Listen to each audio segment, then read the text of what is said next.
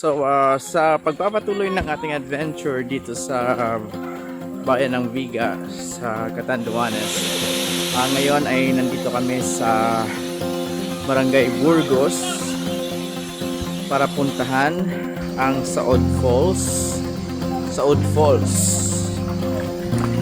That's SAOD Falls.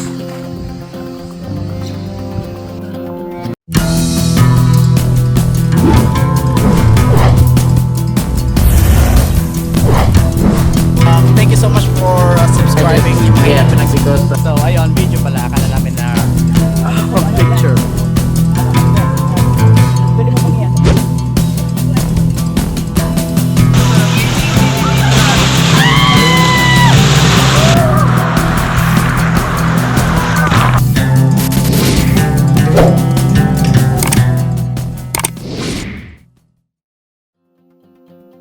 Alright guys, welcome back to my channel and welcome back to AJTV Video Avenue, and thank you for continuously subscribing and watching my videos.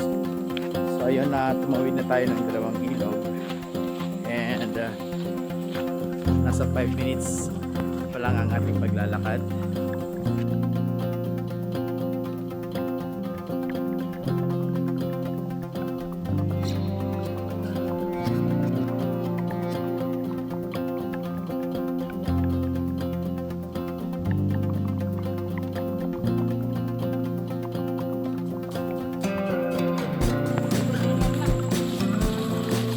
Sorry.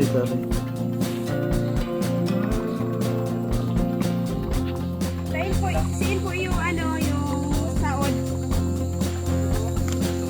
SAOD ito, harap na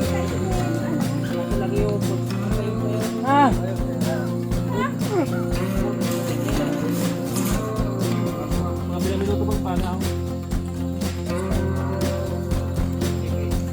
7 minutes, which makes us 30 minutes of walking.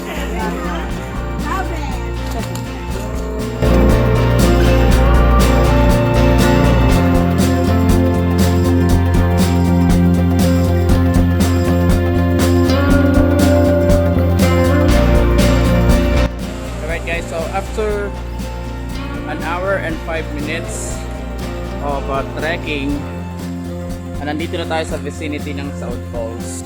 Yung sinasabi nilang 15 to 20 minutes is not possible. Doon sa mga hindi sanay mag-trek katulad ko, it took us about or a little over 1 hour para makarating dito.